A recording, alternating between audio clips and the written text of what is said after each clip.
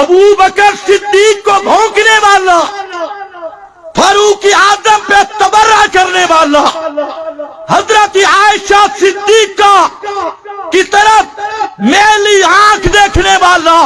ساری زندگی صرف پاکستان نہیں کعبہ میں رہ کر مر جائے، کعبہ کے رب کی قسم کٹر جہنمی ہے، بے ایمان ہے،